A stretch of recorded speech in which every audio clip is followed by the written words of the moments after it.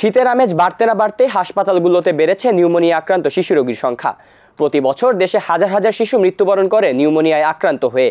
সঠিক পরিচর্যা এবং সচেতনতার অভাব যার মূল কারণ, এমনটাই মনে করেন বিশেষজ্ঞরা। বিস্তারিত দেখুন তামিম আহমেদ বৃন্তর আরও একটি রিপোর্টে। তামান্না পৃথিবীতে ভূমিষ্ঠ হওয়ার মাত্র ৮২ দিন হলো তার, কিন্তু এখন থেকেই করতে হচ্ছে সংগ্রাম। জন্মের পর থেকে হৃদযন্ত্রের নানা সমস্যা এবং নিউমোনিয়ায় আক্রান্ত সে। হওয়ার পর থেকে ঠান্ডা, তারপরে ৩ সপ্তাহ আগের থেকে নিউমোনিয়া বললো, ইঞ্জেকশন দিলাম, কাজ হলো না। এখন আবার তখন আবার মনসুরারিতে আমাদের সিরাজগঞ্জ, ওখানে ভর্তি ছিলাম 3 দিন, কিন্তু ওখানে রক্ত পেল না। তারপরে ওখান থেকে ট্রান্সফার করে এখানে দিল। তামান্নার মতো আরো অনেক নিউমোনিয়ায় আক্রান্ত শিশুদের দেখা মেলে বাংলাদেশ শিশু হাসপাতালে। নিউমোনিয়াতে ও আসামি মুড়ে নিয়েছিলাম অসুস্থর কারণে, পরে ওখানে ডাক্তার দেখে বলছে যে বাবুর নিউমোনিয়া হয়েছে। পরে ওখান থেকে ডাক্তারে আমাদের দিছে, স্লিপ দিছে, ওখান থেকে এখানে নিয়ে আসছি। শীতের প্রাদুর্ভাব শুরু হতে না হতেই নিউমোনিয়ায় আক্রান্ত রোগীর সংখ্যা বাড়ছে। গত নভেম্বরের ২১ তারিখ পর্যন্ত শিশু হাসপাতালে নিউমোনিয়া আক্রান্ত রোগীর সংখ্যা ছিল ৪৯ জন এবং পুরো বছর মিলিয়ে যা দাঁড়ায় ৩,৯৬৪ জনে। একটা বাচ্চা যখন প্রাথমিকভাবেই ঠান্ডা লাগে, তখন কিন্তু যদি আমরা প্রাথমিকভাবেই সেই ঠান্ডার চিকিৎসাটা নেই আমাদের নিকটবর্তী চিকিৎসক বা এসেতে, তাহলে কিন্তু আর সমস্যাটা হয় না। সমস্যাটা হয় তখনই যখন সে ঠান্ডা লেগে গিয়েছে এবং তাকে সেই হিসাবে তাকে যে চিকিৎসাটা তার দরকার ছিল সেই চিকিৎসাটা করা হচ্ছে না, নেগলেক্টেড বাচ্চা হিসেবে রয়ে যাচ্ছে। তখনই কিন্তু আস্তে আস্তে ঠান্ডাটা বাড়তে শুরু করে এবং মায়েদেরকে আমরা বলি 3টা লক্ষণ। একটা বাচ্চা যদি ঘন ঘন শ্বাস নেয়, বুকের খাঁচার ভিতরে বুকটা যদি ডেবে যায়, আর বুকের দুধ খাওয়াটা আগের থেকে অনেকটা কমিয়ে দেয়, অথবা খাচ্ছে ঠিকই কিন্তু একটু খাচ্ছে, ছেড়ে দিচ্ছে, আবার খাচ্ছে, এই ধরনের কন্ডিশন হলে তখন আমরা এটাকে নিউমোনিয়ার প্রাথমিক লক্ষণ হিসেবে চিন্তা করি এবং তখন চিকিৎসকের পরামর্শ নিয়ে যেটা করা দরকার, যদি প্রয়োজনে এক্সরে করানো লাগে সেটা চিকিৎসকের সিদ্ধান্ত নেবেন। শীতের এই সময়টায় সচেতন থাকতে হবে সকলকে। যত্রতত্র অ্যান্টিবায়োটিকের ব্যবহার নিউমোনিয়াকে আরও গুরুতর করে তোলে। কোনো প্রকার উপসর্গ দেখা দিলে বিশেষজ্ঞ চিকিৎসকের শরণাপন্ন হতে হবে বলে জানান সংশ্লিষ্টরা। আমাদের এখানে আসলে চিকিৎসকের কাছে যাওয়ার আগে সবাই দেখা যায় একটু ঠান্ডা কাশি হলে 2 দিন 3 দিন, তারপরে গিয়ে একটু পার্শ্ববর্তী ফার্মেসি বা ইসে থেকে এব্রো অ্যান্টিবায়োটিক খাওয়ানো শুরু, অথচ যেটা অ্যান্টিবায়োটিক হয়তো তখন দরকারই ছিল না।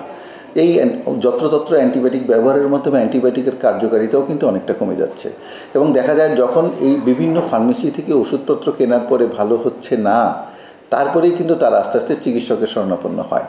ওই সময়টায় আসলে হাসপাতালে ভর্তি ছাড়া ওই চিকিৎসকেরও আর কিছু করার থাকে না। তথ্য বলছে 5 বছরের কম বয়সী শিশুদের মৃত্যুর 18% কারণ নিউমোনিয়া। শিশু জন্মের পর থেকেই এই সকল ব্যাপারে সচেতন থাকতে হবে অভিভাবকদের। দেশে প্রতি বছর হাজার হাজার শিশু নিউমোনিয়া আক্রান্ত হচ্ছে। প্রয়োজন প্রতিকার, প্রয়োজন সচেতনতা। তামিম আহমেদ বৃন্ত, আমরা করব জয়, ATN বাংলা, ঢাকা। রাস্তায় ফেলে যাওয়া শিশুর সংখ্যা বাড়ছে দিনকে দিন, যার সঠিক পরিসংখ্যানও নেই কারো কাছেই। বিশেষজ্ঞরা বলছেন এই সকল শিশুদের বেশিরভাগই অপরিণত। আফরিন আক্তারের রিপোর্ট।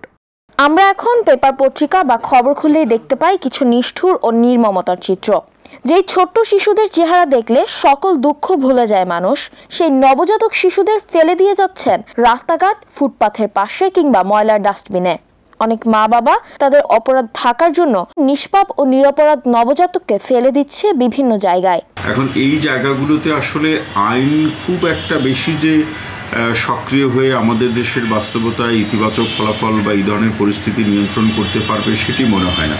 তবে যেটি করা যাবে যে একটি দেশের মানুষের মধ্যে মানুষের যে জীবনযাত্রার যে ধরন, তার যে সামাজিক মর্যাদা এবং এই সন্তান জন্মদানের প্রক্রিয়ার সাথে মানুষের যে নৈতিকতা, সামাজিক যে শিক্ষা, নীতি আদর্শের যে চর্চাগুলো, এই প্রক্রিয়াগুলো আসলে বাড়াতে হবে। এই বিষয় নিয়ে সাম্প্রতিক সময়ের কোনো পরিসংখ্যান পাওয়া না গেলেও 2021 সালের তথ্যে জানা গেছে ঢাকা সহ বাংলাদেশের বিভিন্ন স্থান থেকে 6 বছরে 210 জন নবজাতককে পরিত্যক্ত ও মৃত অবস্থায় উদ্ধার করা হয়েছে।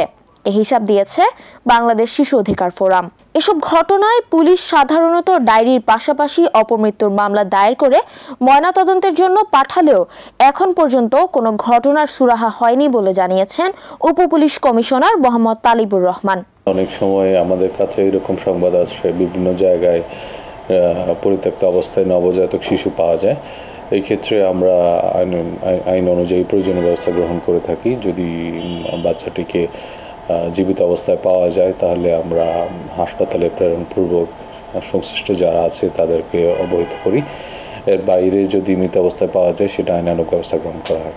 ঢাকা মেডিকেল কলেজের ফরেনসিক ডিপার্টমেন্টের প্রফেসর বলেছেন, এই সকল ফেলে যাওয়া শিশুর বেশিরভাগই অপরিণত শিশু।